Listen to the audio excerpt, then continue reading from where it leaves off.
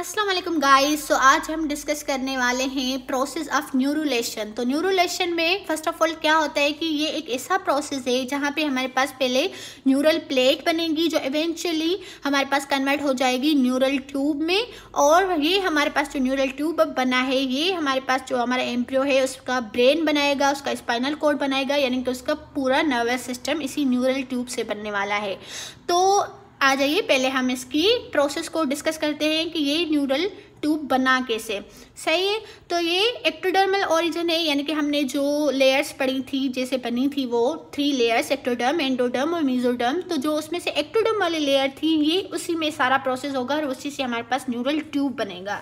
ठीक है, तो सबसे पहले इसकी डेवलपमेंट शुरू होती है हमारे पास 3rd week of the development में, यानी कि हमारा जैसे एम्ब्रियो बन रहा होता है तो उसके जो 3rd वीक होता है प्रेगनेंसी का, तब हमारे पास ये जो न्यूरल ट्यूब बनना स्टार्ट होता है। तो सबसे पहले क्या होगा कि जो एक्टोडर्म वाली लेयर है वो थिक होगी अलोंग द मिड लाइन और फॉर्म करेगी न्यूरल प्लेट। ठीक है, जैसे इस पिक्चर में आप देख लीजिए ये वाली जो लेयर है हमारे पास एक्टोडर्म, ये मिड लाइन में यहाँ पे थिक होगी। ठीक है, ये थिक होकर हमारे पास फॉर्म क्या करेगी, न्यूरल प्लेट फॉर्म करेगी। अब ये जो न्यूरल प्लेट बन चुकी है इसके मिड लाइन में हमारे पास क्या होगा, ये इन्वेजिनेट होना शुरू हो जाएगी, इनवर्ड मूव करेगी। यानी कि यहाँ पे आप देखिए ये इनवर्ड थोड़ा थोड़ा मूव कर रही है और आगे जब हम जाएंगे तो ये बहुत ज़्यादा इनवर्ड मूव कर जाएगी।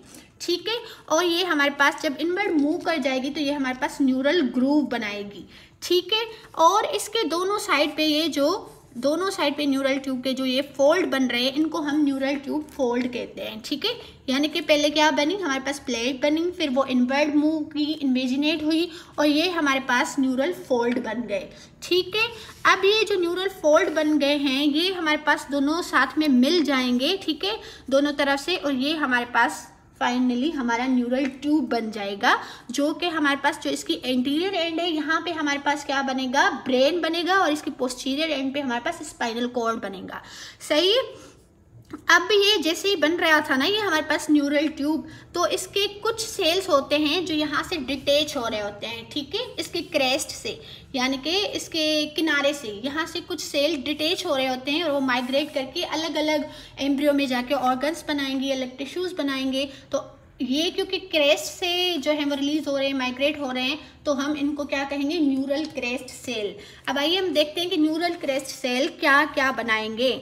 ठीक है, तो न्यूरल क्रेस्ट सेल जो थे वो eventually give rise to the various cell type including the cranial and spinal nerves. जो नर्व्स हम पढ़ते हैं जो हमारे स्पाइनल कॉर्ड से निकलती हैं या जो ब्रेन से निकलती हैं वो हमारे इन्हीं न्यूरल क्रेस्ट सेल से बनती है। और जैसे ही ये न्यूरल